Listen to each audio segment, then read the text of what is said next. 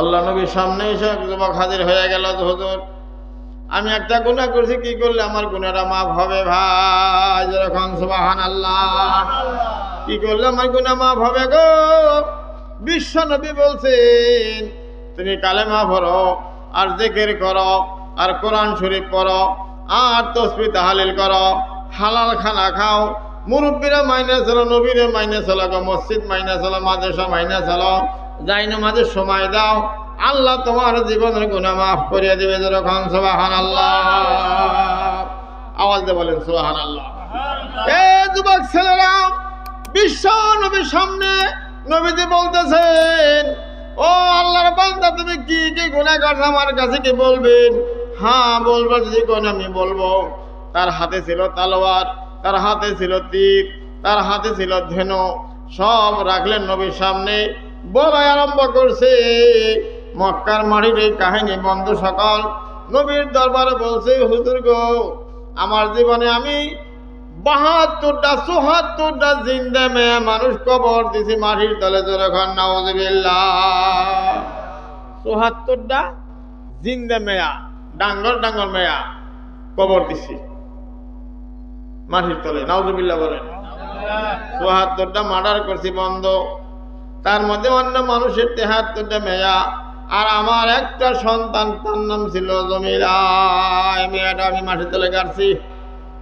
এই যে বড় গুনার কাম করলাম গো নবীজি আমার, আমি যদি এখন মুসলমান হয়ে যাই, আমি আপনার কথা মতে জীবনটা চালিয়ে নেই, আমি কোরআনের কথা মতে জীবনটা চালিয়ে নেই, আমার গুনাহ খাতা আল্লাহ ক্ষমা করবে নাকি বন্ধ?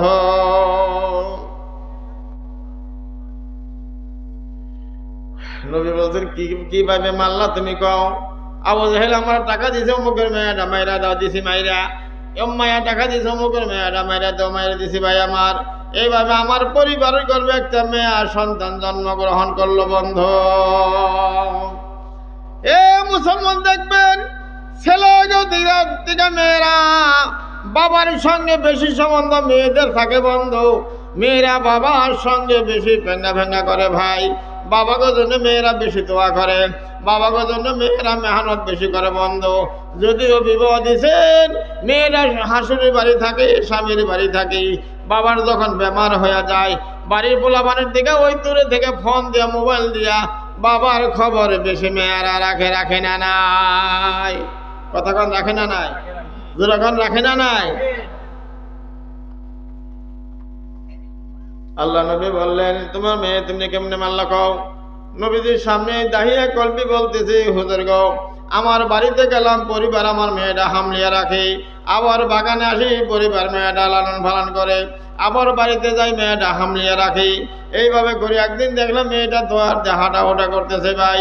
আমি বললাম, আমার বিবি রে, ওই যে ওই বাগের মেয়েটা বড় ভালো দেখা যায়, তার কথা বড় ভালো শোনা যায়, তার কথা বড় ভালো লাগে, চলাফেরা বড় ভালো লাগে। আমার বিবি বলছে, স্বামী মাফ করবেন, ওই মেয়েটা তো আমার গর্ভের সন্তান, আপনার মেয়ে। যেরকম সুবহানাল্লাহ। এ মুসলমান বন্ধুরা, ওই কথা বলার পরে আমার মাথার মধ্যে আগুন ধরে গেল। পরিবারকে বললাম, মেয়েটারে গোসল করিয়া কাপড় পিন্দিয়ে দাও। নবীর সামনে বলতেছে বন্ধ, কাপড় পিন্দিয়ে দিল গোসল করাইয়া। মেয়েটাই গোসল করাইতেছে, মাই গোসল করাইতেছে আর কাপড় পিন্দায়। মার চোখে কোনো গল গল গল গল করে পানি পড়তেছে।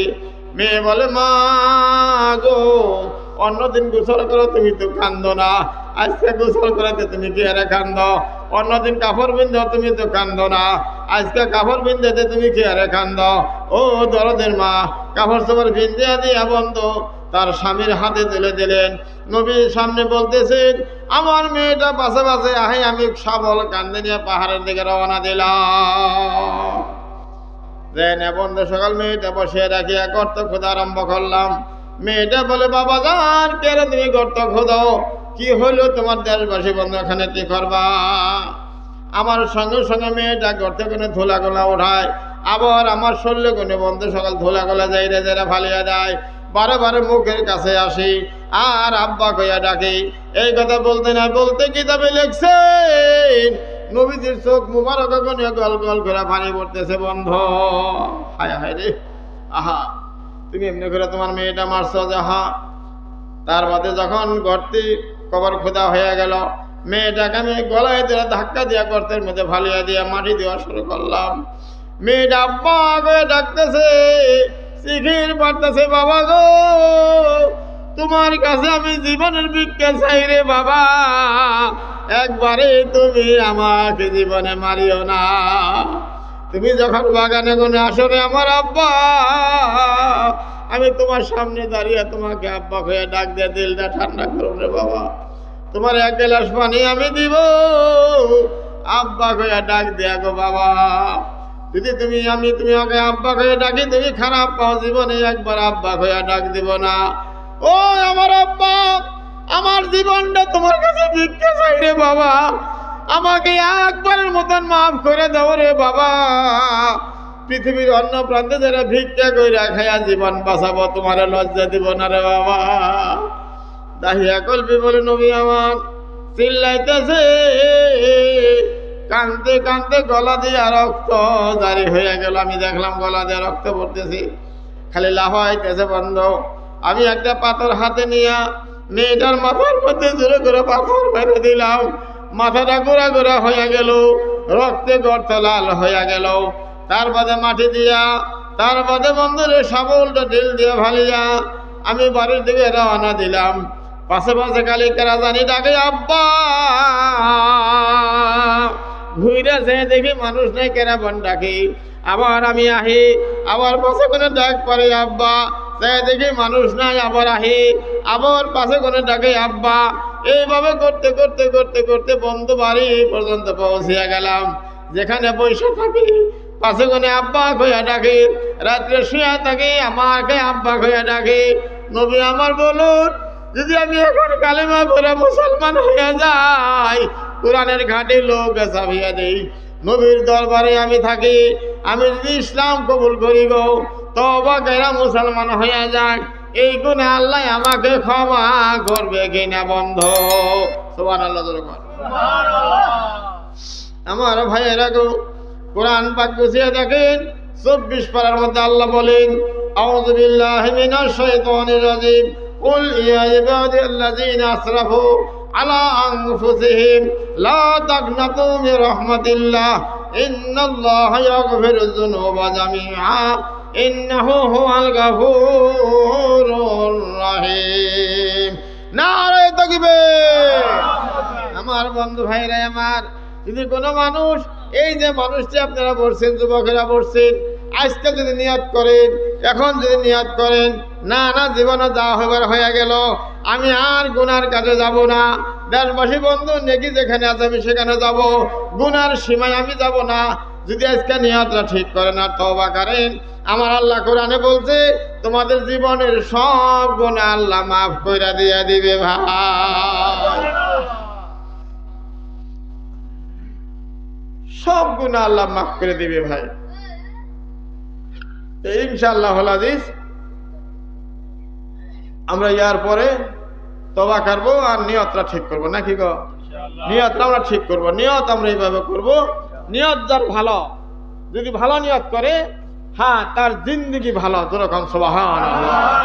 জিন্দেগি যদি ভালো হয়, মৌত তার ভালো হবে, যেরকম সুবহানাল্লাহ। মৌত যদি ভালো হয়, জানাজা তার ভালো হবে, যেরকম সুবহানাল্লাহ। জানাজা যদি ভালো হয়, কবরের গোরাজাব আল্লাহ মাফ করে দেবে। কবর যদি গোরাজাব মাফ হয়ে যায়, আখিরাতে হাসরের ময়দানে আরশের ছায়ার তলে জায়গা হয়ে যাবে।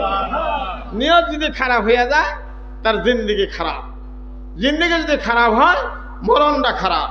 মরণ যদি খারাপ হয়, জানা যায় মানুষ আইব না, কবে যাও করগা যায়, নিজের 22 থেকে কবে যায় মরগা করগা যায়, যা হালায় মানুষ মরছে না, কুত্তা মরছে হালায়, ওই কব করগা তারা যায়।